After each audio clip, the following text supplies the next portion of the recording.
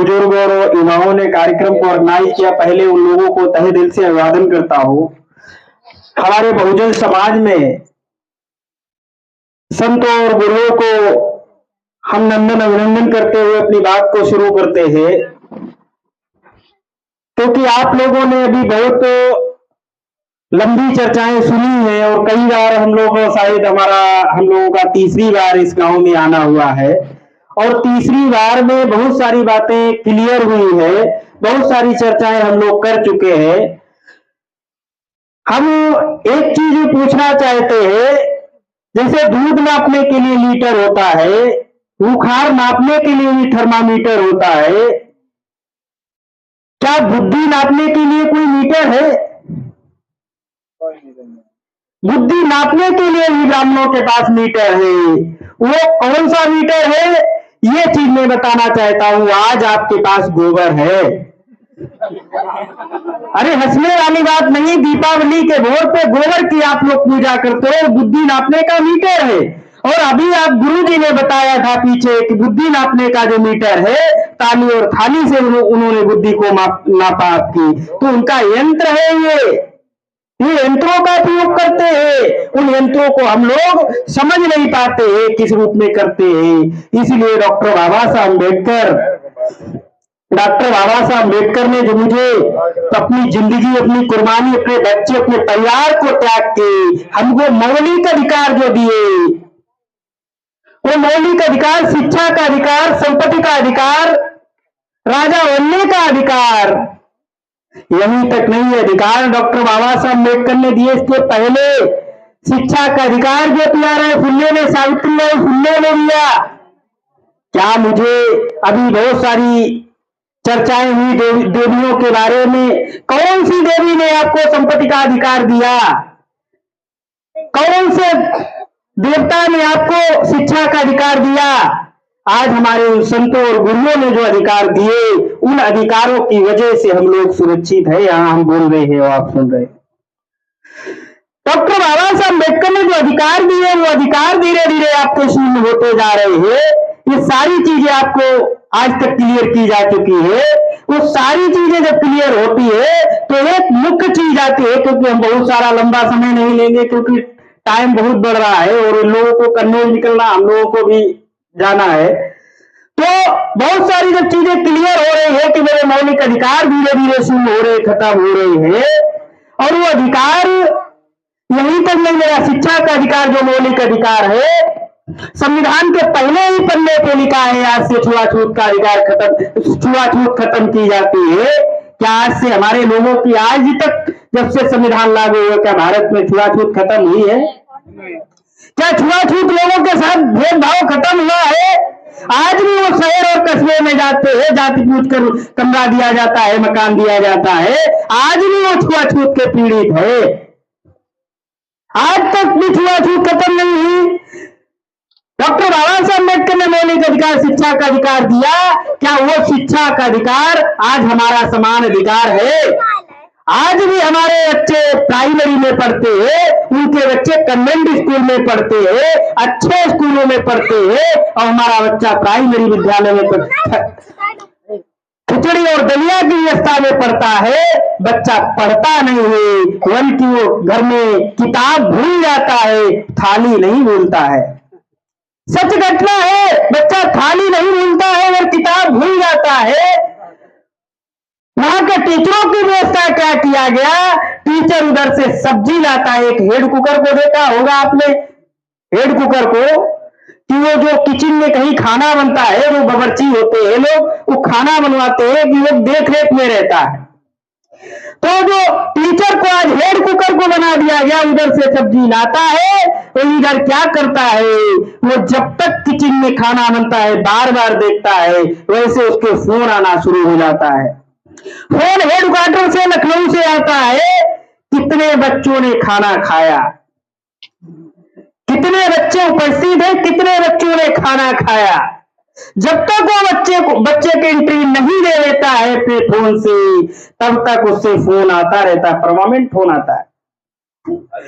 आज वो head cooker को बार बार किचन देखना पड़ता है, संतुलित आहार सही बन रहा है कि नहीं। इसके बाद उसको फोन से खाना बच्चों को खिलाने के बाद उसको फोन से जवाब देना होता है।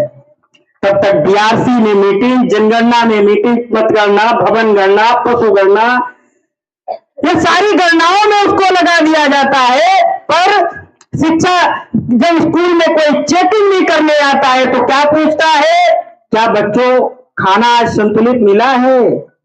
यही बच्चों पूछा जाता होगा ना, खाना अच्छा मिला है कि नहीं।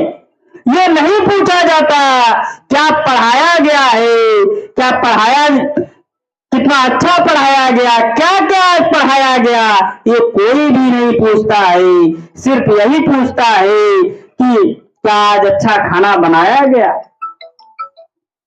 तो ऐसी व्यवस्था, ये शिक्षा को खत्म करने के लिए, आपके बच्चों को भिखारी बनाने के लिए ये व्यवस्था आपके बच्चों को ऊपर लादी जा रही है। क्योंकि आने वाले समय में आपके बच्चों को भीख मांगने में शर्म ना आए, कटोरा लेने में शर्म ना आए, इसलिए व्यवस्था लागू की जा रही है। पूरे भारत में इसलिए व्यवस्था लागू की जा रही है कि बच्चों को आपके कटोरा लेने में, भीख मांगने में शर्म ना आए, इसलिए व्यवस्था लागू की जा रही है। डॉक्टर बाबा साहब अम्बेडकर ने आपको शिक्षा का मौलिक अधिकार दिया। उस मौलिक अधिकार की वजह से आपके बच्चे को भिखारी बनाया जा रहा है, आपके बच्चे को भुखमरी की कगार पर उतारा जा रहा है। यही तक नहीं, आपके जो राजा बनने का अधिकार डॉक्टर बाबा साहब अम्बेडकर ने दिया, तो राजा बनने का अधिकार को आपको धीरे धीरे शून्य कर दिया गया। क्या आपके वर्तमान में कोई विधायक, सांसद, मंत्री है क्या? आपके जाति के हो सकते हैं, आपके हित के लिए संघर्ष करने के लिए कोई मैदान में है क्या? इसके पीछे इसके मतलब जाना होगा। क्योंकि डॉक्टर बाबा साहब अम्बेडकर ने 4 पिलर बनाए हैं, विधायिका, न्यायपालिका, कार्यपालिका और मीडिया।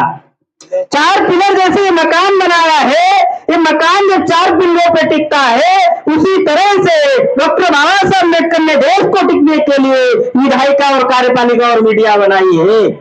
विधायिका जहां विधि बनेगी, आपके हित में कानून बनेगा, कार्यपालिका उस पर कार्य करेगा, अमल में लाएगा, न्यायपालिका उस पर न्याय देगा, मीडिया उसको जो गलत हो रहा है तो उजागर करेगा। क्या ये चारों पिलरों पे नियंत्रित नहीं अनियंत्रित ब्राह्मणों का कब्जा है? नियंत्रित नहीं अनियंत्रित ब्राह्मणों का कब्जा है। जिन लोगों का कब्जा है वो हमारे फेवर में न्याय दे सकते हैं? क्या हमारे फेवर में नियम बन सकता है?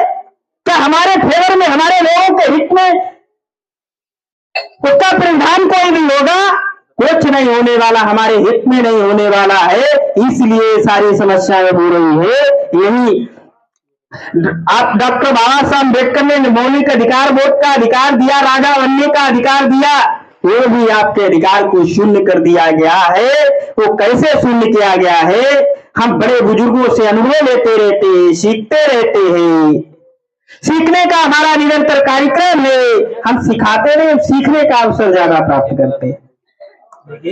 हम बड़े बुजुर्गों से सीखते हैं कि जिस समय हम लोग वोट को डालने जाते थे, हमारे बुजुर्ग, उस समय वोट की चोरी हुआ करती थी। और वोट की चोरी ऐसे ही नहीं, बल्कि हमारे बुजुर्ग वोट डालने जाते थे तो आगे ही रास्ते में दादू और दबंग लोग बैठा हुआ करते थे। वो लोग कहते थे कि दादा कहाँ जा रहे हो? वोट डालने जा रहे, कि वोट पड़ गया। कहा जाता था, ऐसे बड़े बुजुर्ग लोगों को अनुभव होगा, कहा जाता था कि वोट दादा पड़ गया, आप लौट जाइए, घर जाइए। हमारे वो बड़े बुजुर्ग, वृद्ध वृद्ध लोग वापस आ जाते थे, उनका वोट पड़ जाता। यही तक नहीं, वोट की चोरी जब हमारे लोग, हमारे समाज में हमारे जैसे समझदार और युवा दादू दबंग का मोर्चा आमने सामने झेलना शुरू किया तो वोट की जो चोरी होती थी, जो वोट पड़ जाता था, वो वोट पढ़ ना पाए, इसके विरोध में हमारे लोग मैदान में आए। हमारे कर्मचारियों ने उसका विरोध करवाया।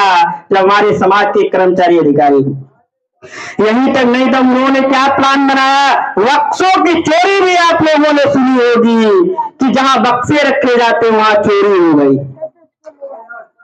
बच्चों की चोरी हो जाती होगी। यही तक नहीं, बच्चों की चोरी होने के बाद जब वहां से हमारे पढ़े लिखे बुद्धिजीवी कर्मचारी अधिकारी थे, उन्होंने देखा कि ये गलत होता है, इसका इसका समाज का जो हमारे लोगों का वोट है उसकी चोरी होती है। उसके विरोध में जब समाज को जागृत किया, हक अधिकार के प्रति सशक्त किया, तो क्या हुआ कि बक्से की चोरी छोड़ के ये आपके ऊपर इलेक्ट्रॉनिक वोटिंग मशीन लाएगी जिसका नाम ईवीएम।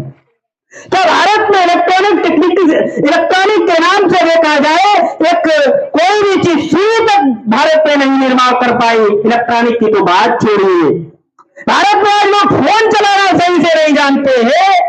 आज बड़े बुजुर्गों को हम देखते हैं, वो फोन जब रिसीव करने वाली जगह पे वो ऊपर वाली दाब देते हैं जहां से हैंड फ्री होता है, या काटने वाली दाब देते हैं, जब वो फोन सही से नहीं चला पाते हैं। क्या इलेक्ट्रॉनिक वोटिंग मशीन के बारे में जाने?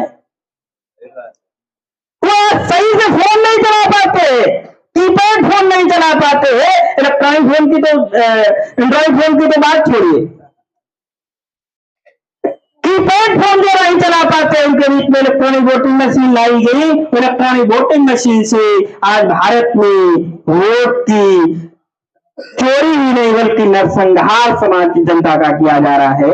हमारे लोगों को, हमारे महापुरुषों को जो दिए हुए अधिकार है, मौलिक अधिकार, उसका नरसंहार किया जा रहा है, उसको खत्म किया गया।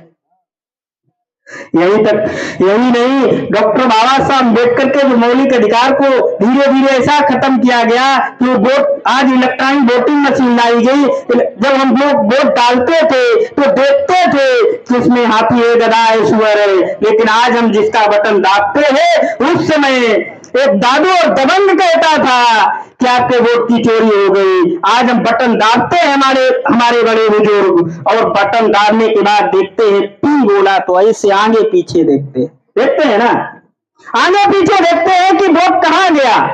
तो पीठासीन अधिकारी जो एक अधिकारी बना के बैठाए जाते हैं, वो बोलते हैं, क्या बोलते हैं, आपका वोट पड़ गया। आज उनको मजबूरी में कहना पड़ रहा है कि आपका वोट पड़ गया। उस समय दादू दबंग लोग गलियों में बैठ के कहते थे, आज पीठासीन अधिकारी कहते हैं कि आपका वोट पड़ गया। उस समय भी वोट की चोरी होती थी, आज भी वोट की चोरी होती है। वोट की चोरी जो होती है वो बड़े पैमाने पे हो रही। ये क्यों हो रही? क्योंकि आपका राजा बनेगा, आपके हक अधिकार की लड़ाई लड़ेगा, आपके जितने काम होगा।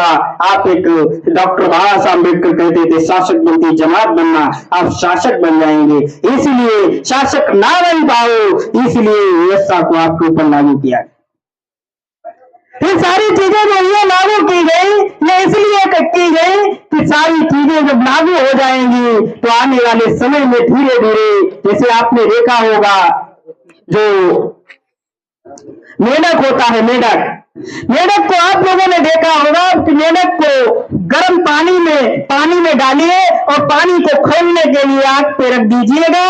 आग पे जैसे ही रखते हो पानी को, पानी गर्म होगा, मेढक उछलेगा नहीं, भागेगा नहीं, मेढक उसमें ही मर जाएगा। वैसे आज इस समाज को धीरे धीरे गर्म किया जा रहा है, धीरे धीरे उसी व्यवस्था में ढाला जा रहा है तो मेढक की तरह समाज इसी में मर जाए, इसी व्यवस्था में मर जाए। इसलिए इस व्यवस्था से निकलने के लिए, आने वाली जनरेशन को बचाने के लिए एक ही मेरी अपील है, एक ही मेरा अनुरोध है कि आने वाले मासूम बच्चों की ये लड़ाई हमारी और आपकी नहीं, ये आने वाली जनरेशन मासूम बच्चों की। इन बच्चों का